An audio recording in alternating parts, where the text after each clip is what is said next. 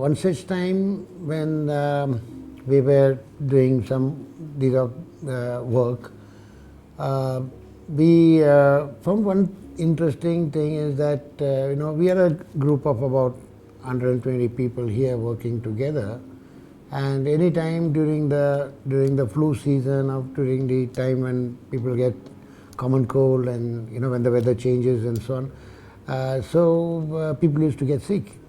And it was around the same time that we developed this technique called the PMEE, the photon-mediated electron emission technique, for a different purpose.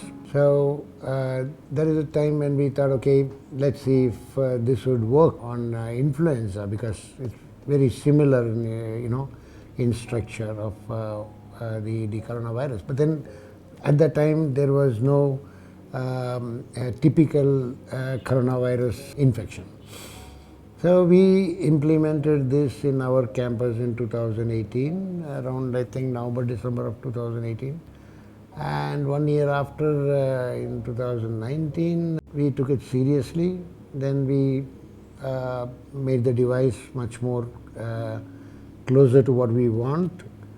And in February, the pandemic was almost setting into the country, in February 2020, and we didn't have laboratories here who could test the efficacy. You see, when you put a device into the market for real use, you need to be sure of its safety, and it should be sure of its efficacy, because it's going to be widely used and so on. So we needed to get all the necessary approvals and clearances.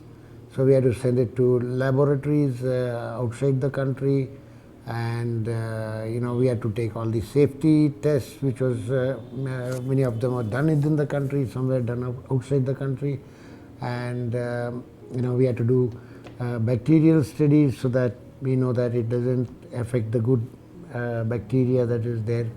And so we had to do many of these studies before we could actually bring it into the market. Shycocan. Let's bring life back to normal and normal back to business. Visit shycocancorp.com today